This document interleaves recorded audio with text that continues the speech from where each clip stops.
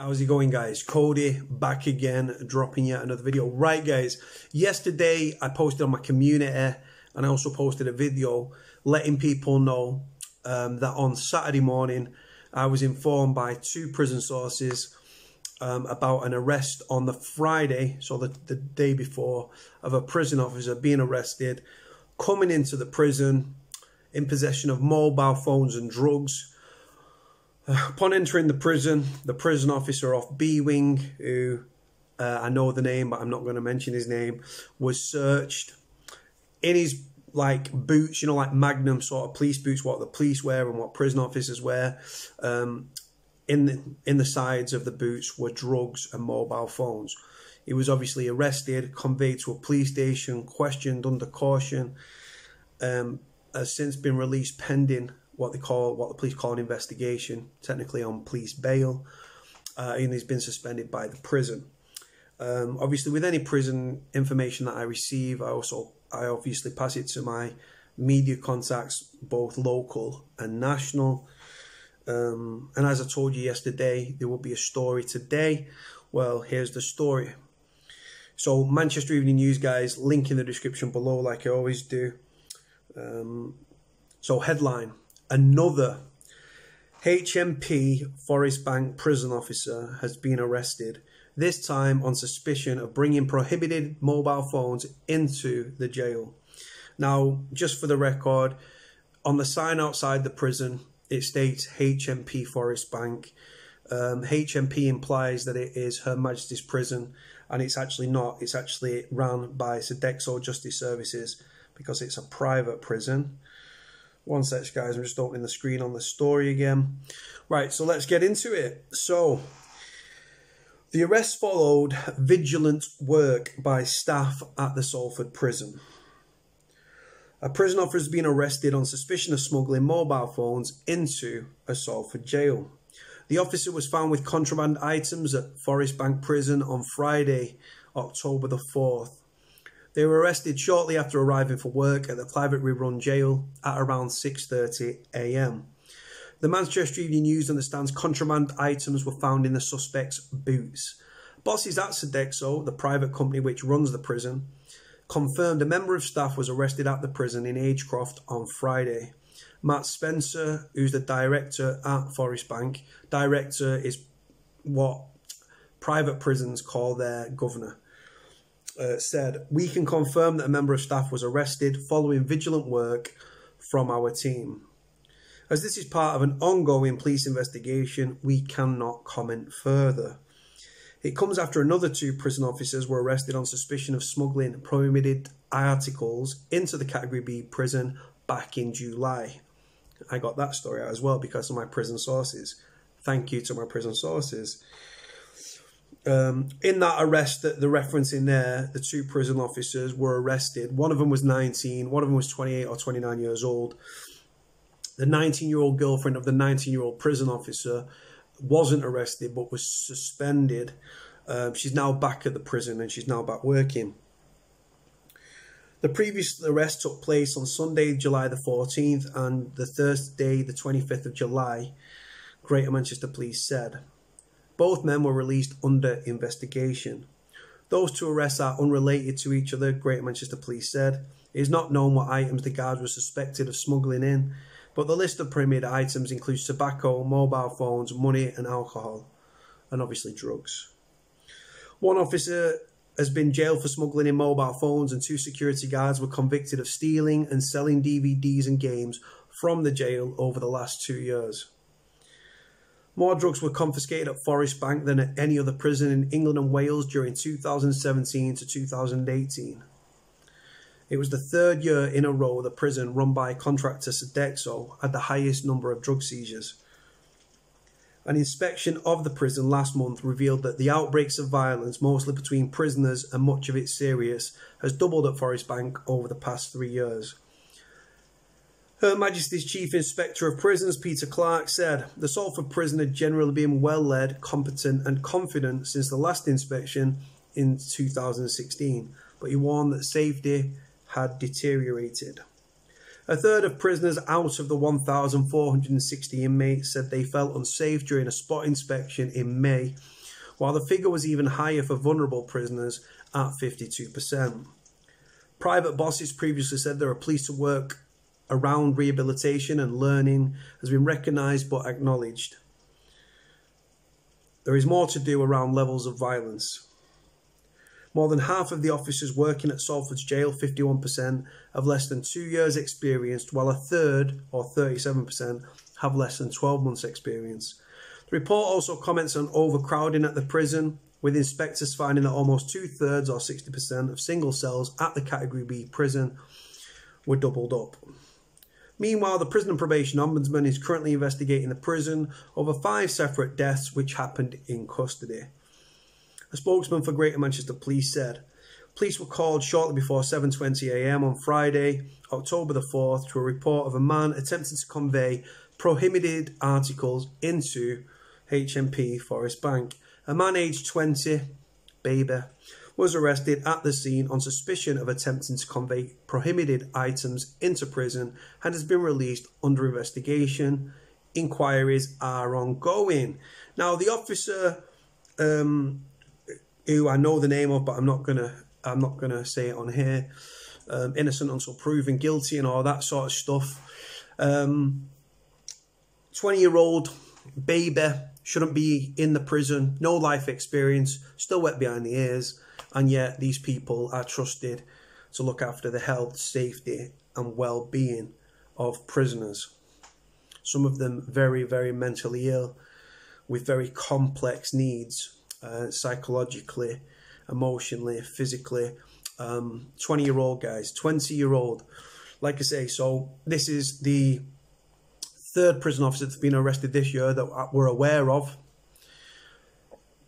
The two in July, 2 separate incidents on the 14th of July and the 24th or 25th of July. One of those was 19. The other one was 28, 29. This one's age 20. One of the officers that was arrested in July, he works on B Wing. This prison officer that's been suspended, who I know the name of, but I'm not going to say it, he also works on B Wing. Now, like I say, people are going to speculate, why do prison officers bring in contraband? There's many, many different factors and different reasons, right? This is happening in prisons up and down the country. There's corrupt officers in every prison. Private, public sector, it goes on, right? You've got to think how lucrative the drugs market or the contraband market is in our prisons, right? Very, very lucrative. And prison officers are cashing in. Now, one of the reasons they're doing that is to top up the wages. Now, with private prisons, right, like Forest Bank, which is run by Sodexo Justice Services, who are not fit to run a bath, the first aim and the first aim and the last aim with a private prison, you've guessed it, it's a financial gain. And that comes at the behest of a lot of things. The quality of the officers, they've made red badges redundant. They've red badges, for those that don't know, red badge is a senior officer, right? They've busted them down, and then like where there used to be like 2 or 3, like in the top bit of the prison, which used to be the induction wing, which is now back on E1, they used to have like 2 or 3 red badges.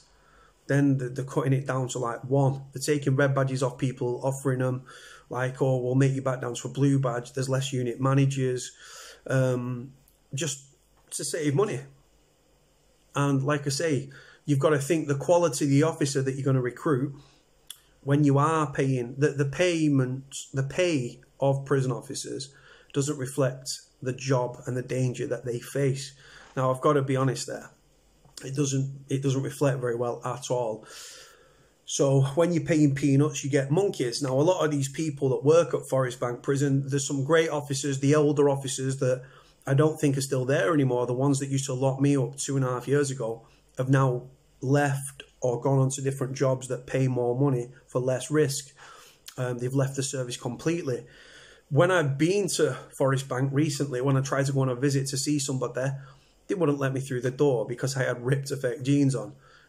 Me, personally, I think it's because it's what I do. I speak up for prisoners. I've gone after Forest Bank Prison since that incident where they wouldn't let me in. I had 4 women that didn't let me in that were aged between 20 and 23 years old, right? This is the thing. So some people do it to top up the wages.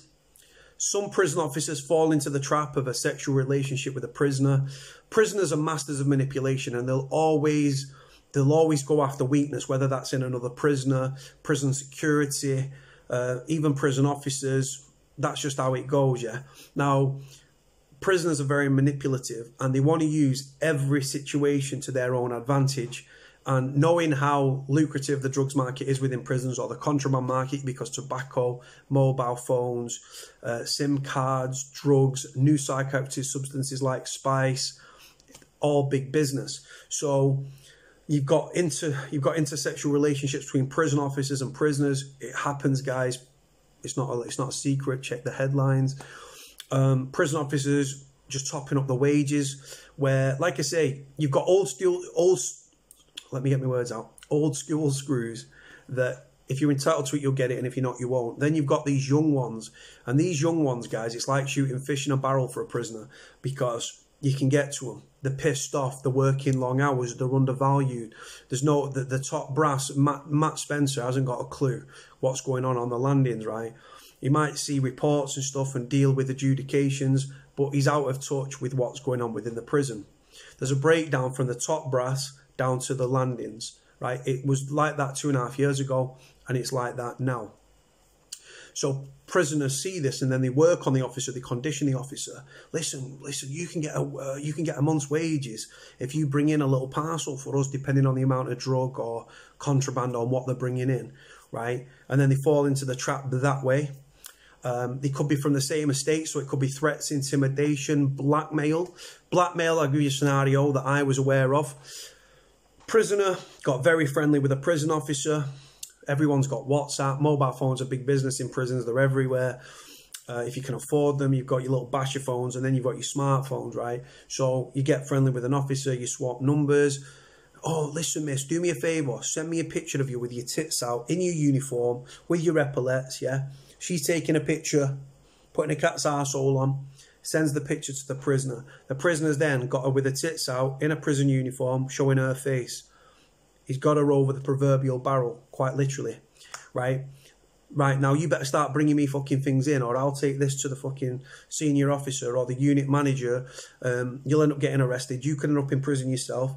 So they're under duress then they can bring it in. They can bring it in because they're love struck and they can't see the wood for the trees because they're in love with a prisoner, and they start bringing stuff in that way. Top up the wages. Could be from the same sort of estates. You know each other. You might have gone to school with a prison officer that's locking you up, because a lot of these prison officers recruited at Forest Bank are from the local areas. They're from Oldham, they're from Ashton, they're from Rochdale, they're from Bury, right? They're from Salford, they're from Little Hulton, right? They're from Walkden. And then they're locking up. You've got prison officers that are locking up former school friends.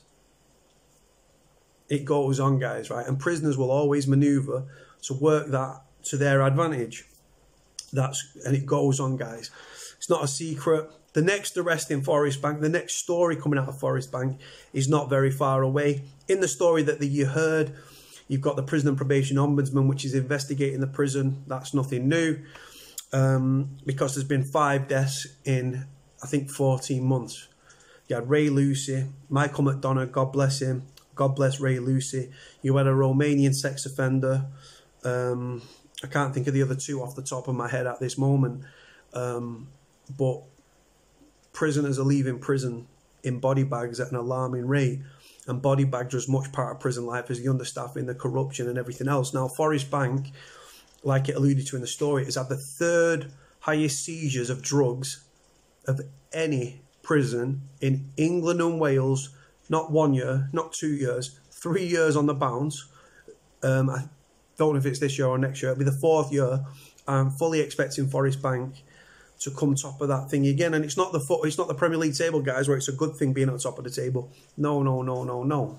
It just shows you how rife the corruption is. You had 2 officers that worked in security at the prison, stealing things from inside the prison, yes, inside the prison, putting them on eBay and selling them. They was both jailed. I think there's a 3rd officer involved as well. Jailed, corrupt. The problem. I don't know how Sodexo have still got the contract. I really don't. Anyway, guys, nearly 15 minutes in. I've waffled on. Still getting a bit rusty at these and might be going around the houses too much, so I apologise. Like, comment, subscribe. Cody out.